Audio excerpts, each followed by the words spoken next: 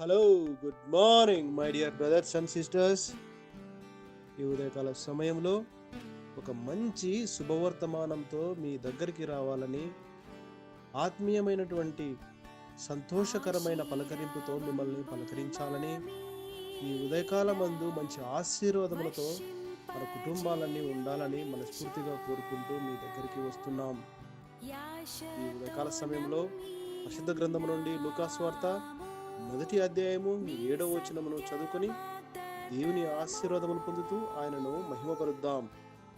Elizabeth గొడ్రాలైనందున వారికి పిల్లలు లేకపోయిరి, మరియు వారిద్దరూ బహుకాలం గడిచిన వృద్ధులైరి. ఇక వచనం గురించి మనము ఆలోచన చేస్తే, జకర్యా గారి భార్య ఎలిజబెత్ ఈ దంపతులు గురించి లూకా 1వ అధ్యాయము 6వ వచనంలో వీరు నిరపరాధులుగా, దేవుని దృష్టికి నీతిమంతులుగా కనపడతారు. అయితే 7వ వచనము వచ్చేసరికి వీరు పిల్లలు లేని వారిగా ఎలిజబెత్ గారిని గొడ్రాలుగా సంబోధిస్తున్నారు. వీరు వృద్ధాప్యంలోకి వచ్చినటువంటి వారుగా మనకు కనబడుతున్నారు. వివాహము అన్ని విషయంలో ఘనమైనదని మన బైబిల్ చెప్తుంది. పిల్లలు యెహోవా ఇచ్చు స్వాస్యమని లేఖనములు తెలియపరుస్తున్నాయి. ప్రాముఖ్యంగా ఈ దంపతులు దేవుని దృష్టికి నీతిమంతులుగా, నిరపరాధులుగా ఉంటున్నారు. అయినప్పటికీ ఈ దంపతులు ఎందుకని పిల్లలు కలగలేదు? ఆదికాండము 21వ అధ్యాయంలో సారమ్మ వృద్ధురాలుగా ఉండి ఇసాకు గారికి జన్మనిస్తుంది. 1 సమూయేలు 1వ అధ్యాయంలో అన్నగారు వృద్ధురాలై ఉండి సమూయేలు గారికి జన్మనిస్తుంది. మనము ఇంగ్లీష్ వచనంలో చూసుకుంటే ఎలిజబెత్ వాజ్ బారన్, తెలుగులోకి వచ్చేసరికి ఎలిజబెత్ గొడ్రాలైనందున అని ఉంటుంది. నిజానికి ఇక్కడ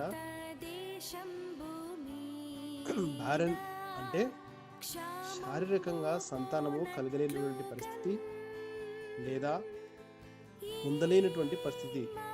ఆత్మీయంగా ఆలోచిస్తే ప్రార్థనలు చేస్తున్నప్పటికీ, విశ్వాసం ఉన్నప్పటికీ, నీతిమంతులుగా ఉంటున్నప్పటికీ, దేవుని దృష్టిలో నిరపరాధులుగా ఉన్నప్పటికీ ఫలితం లేనటువంటి పరిస్థితి, పిల్లలు కలిగలేనటువంటి పరిస్థితి. వారికి తెలుసు, వారు సేవిస్తున్న దేవుడు సర్వశక్తిమంతుడు, సర్వోన్నతుడు అని, ఆకాశ మహాకాశములు పట్టజాలని దేవుడు అని, ఆయన లేకుండా ఈ విశ్వంలో, ఈ సృష్టిలో ఏదీ కలగలేదని వారు ఎరుగుదురు. కానీ కేవలం విశ్వాసంతో కనిపెట్టుకొని వారు ముందుకు కొనసాగుతూ ఉంటున్నారు.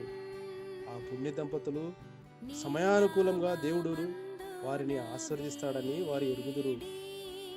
తర్వాత మనము వచనాలలో చూస్తే, బాప్తిసమిచ్చు యోహాను గారిని కుమారునిగా దేవుడు అనుగ్రహించి వారిని ఆశీర్వదిస్తారు. ఇంకా ఆత్మీయటువంటి సహోదరి సహోదరులారా, మనం కూడా దేవుని దృష్టికి నిరపరాధులుగా ఉంటాం, నిందారాహితులుగా ఉంటాం, ప్రార్థనలు చేస్తూ ఉంటాం.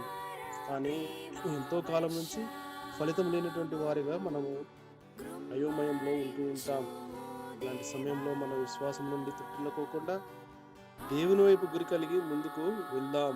తగిన సమయం ముందు మిక్కిలి విలువైన శ్రేష్టమైనటువంటి ఆశీర్వాదములతో ఆయన మనల్ని దీవిస్తాడు, ఆశీర్వదిస్తాడు. God bless you all. Amen.